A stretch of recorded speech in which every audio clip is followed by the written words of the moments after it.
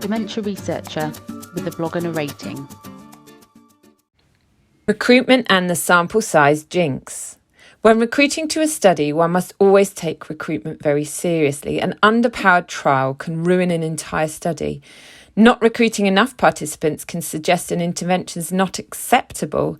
It is only by recruiting the minimum number of people that one can be confident the study is relevant to the wider population. A study may be very interesting, but if it only includes a small number of people, it may have little relevance to the wider population.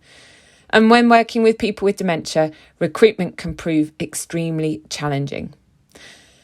Working out how many people to recruit is perhaps the starting point. I am speaking as a researcher who does intervention trials. A pilot study is a useful method of working out the effect size for an intervention trial.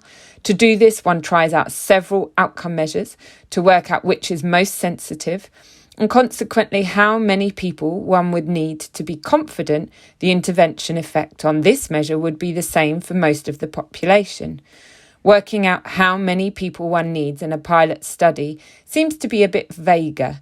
This seems to be slightly more pragmatic. You need enough people to have a reasonable sample in both a treatment and control group, if doing a randomised controlled trial, that is.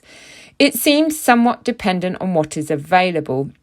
So a pragmatic sample size may simply depend on what you can achievably recruit in a short space of time, or how many referrals you're getting in a healthcare setting. Alternatively, a good rule of thumb seems to be recruiting more than 10 people to each condition in a pilot randomised controlled trial, or at least 30 people overall. I'm not sure where this data has come from, but it seems to be somehow known. That may all sound reasonably straightforward-ish, but when working with dementia, this all might be a bit trickier. As a starting point, dementia is a heterogeneous disease. This can mean you end up with very unmatched groups.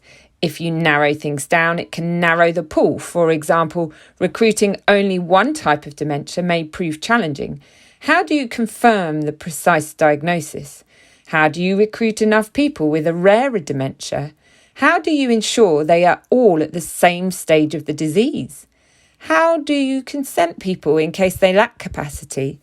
If you exclude people with certain symptoms, you won't even know if your intervention will work with them.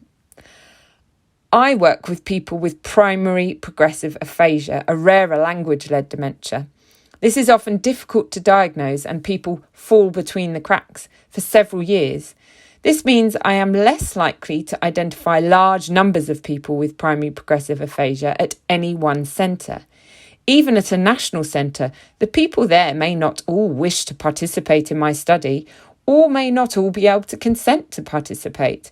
But having multiple recruitment sites can also be a real juggle with increased costs and complexity. But why do people decline to participate in research?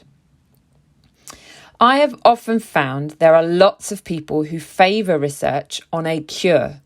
This is the main hope, of course, but most research in the UK is not yet at that point. Additionally, people are dealing with a huge life-changing diagnosis. Being invited to do research at a diagnostic appointment is a lot. Equally, the way a research study might be presented is tricky. Doing a battery of assessments or being prodded and poked might just feel too much if you're not also being offered a treatment or a cure. I'm also mindful of how we present research. We don't really want to pressure people into doing research. If the research is being suggested by a healthcare professional in a position of power, does that also bias people? Might people worry that they must participate at risk of their own healthcare? It is quite difficult to explain research, though, without promoting it. Perhaps we should promote it, though. I'm not quite sure. Certainly, explaining things in plainer English with smiles and lots of time is essential. I feel like we might need an advertising campaign in the regular media to explain the range of research. That has done wonders, after all, for research more broadly. Perhaps famous people describing things like brain donation or care interventions or qualitative research studies could do the world of good. Thank you for listening. Join the Dementia Research bloggers and share your own views.